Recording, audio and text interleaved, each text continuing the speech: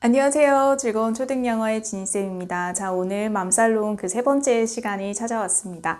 자, 오늘은요, 제가 학군지 이야기를 좀 해보려고 합니다. 어머님들이 신학기 되면은 학군지 이사에 대한 고민을 많이 하시죠. 그래서 이번 기회에 학군지로 옮기신 어머님들도 계실 것 같고요. 그리고 아직은 안 옮겼지만 다음번에 내가 다음 학년에는 옮기겠다 이렇게 결심을 하시는 분들도 계실 것 같고, 그래서 우리가 학군지라고 하면 사실 서울에서 굉장히 핫한 곳은 서초, 강남 이쪽이고, 그리고 목동 핫한 곳이라고 많이 알려져 있고요.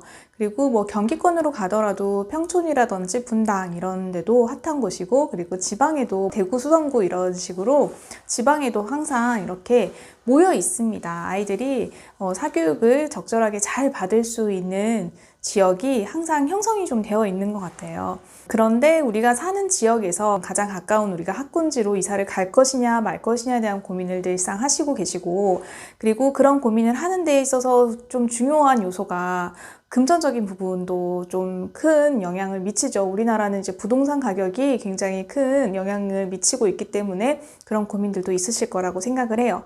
자, 그래서 제가 어떤 기준이 될 수 있는 이야기를 좀 드리고 싶어요. 물론 당연히 우리 아이의 어떤 실력이라든지 우리 가정의 형편이라든지 이런 것들은 기본적으로 고려하시되, 왜 학군지 아이들이 공부를 이렇게 잘할까에 대한 고민을 하실 때 이 기준을 조금 생각해 보시면 도움이 되실 것 같아요.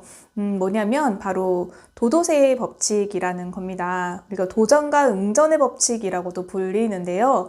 자, 이게 무슨 이야기냐면 예전에 이상한 나라 앨리스에 도도새라는 새가 등장을 하는데, 이 새는 이제 모리셔스 섬에 살고 있었던 새예요. 그런데 이 새가 모리셔스 섬에 굉장히 먹을 것도 많고, 그래서 먹거리가 굉장히 풍부한 거였죠. 그리고 천적도 없었어요. 그러다 보니까 도도새가 살기가 굉장히 좋았겠죠. 굉장히 편안하게 행복하게 이렇게 잘 살고 있었단 말이에요. 그런데 여기에 이제 그렇게 천적 없이 살다 보니까 이 새가 날지 못하게 되었어요. 그렇다 보니 이제 시간이 지나고 이 섬에 새로운 동물과 사람들이 이제 유입되었을 때 도도새가 살아남지 못하고 결국은 멸종을 하게 되었습니다. 자, 비슷한 예로요. 인간의 문명에서도 마야 문명이 조금 일찍 쇠퇴를 했죠. 그래서 이 마야 문명 역시 외세의 침략이나 이런 것 없이 굉장히 평온하게 평화로운 상태만 유지하다가 외세의 침략이 생기자, 문제가 생기자 금방 멸망을 해버렸어요. 자, 이런 예를 보면 어떤 느낌이 드세요? 제가 이제 구례에서 농촌 유학을 아이들이랑 좀 했었잖아요. 그러면서 그때 느꼈던 어떤 평화로움, 이런 거는 사실 우리 아이들이 어렸을 때 어디서 돈 주고 살 수 없는 그런 경험이거든요, 사실. 그런데 그 평온함이 너무나 길게 유지가 된다라고 하면 어떤 불안이 어머님들이 생기시냐면, 경쟁력이 없어지지 않을까라는 고민을 하시게 됩니다. 바로 이 도도새의 법칙이 그런 거예요. 이런 것들이 발생했을 때 이겨낼 힘이 없어요. 그러니까 가지고 있는 어떤 내재적인 힘이 없어요. 아주 긍정적이고 행복하고 낙천적이고 이런 건 굉장히 좋지만, 반대로 우리가 경쟁 상대를 만났을 때 우리가 싸울 수 있는 어떤 자신만의 무기가 있어야 되잖아요. 근데 그런 게 없다 보니까 어떤 시련이라든지 어려움이 닥쳤을 때 해결할 수 없는, 문제 해결력이 좀 결여되는 이런 부분들이 있어요. 그래서 그런 것들을 우리가 생각해 보면은 이 학군지에서의 학습이 그런 면에서 굉장히 도움이 될 때가 있어요. 예를 들면 옆에 아이가 공부하는 걸 보면서 같이 따라간다라고 말씀하시는 어머님들 계시잖아요. 그러니까 그런 게 바로 이런 현상이죠.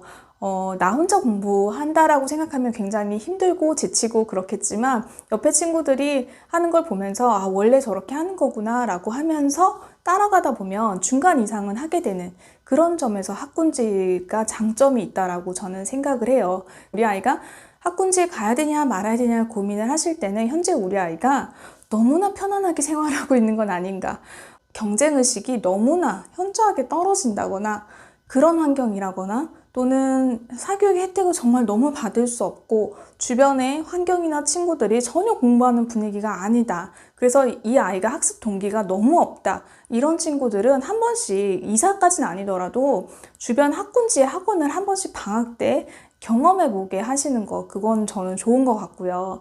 그리고 반면에 또 지금 현재 학군지로 들어가셨다라고 하면 우리가 아이들이 어느 정도 일정한 어떤 그런 경쟁은 굉장히 필요한, 필요악이에요. 그런데 그게 과하게 되면요.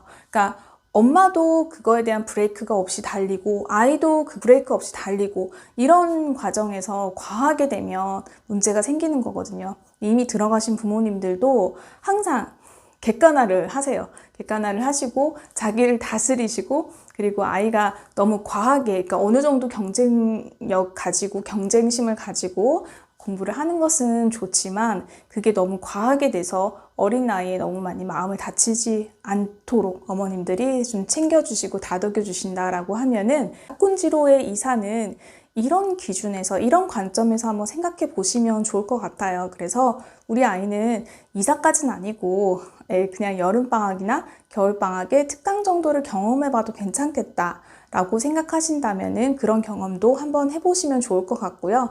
지금 현재 학군지는 아니지만 우리 동네는 적절한 경쟁이 있고 아이가 그 속에서 건강하게 자라고 있다라고 생각이 드신다면은 굳이 그런 좀 힘든 경험들을 하지 않으셔도 괜찮을 것 같아요. 그런데 전혀 경쟁 없이 지금 지내고 있다라고 하면 한 번씩 경험해 보시는 거 좋고요. 현재 들어가 있지만 과한 경쟁으로 아이가 지치고 번아웃이 올 것 같다라고 하면 잠시 쉬어가시는 것도 방법일 것 같습니다.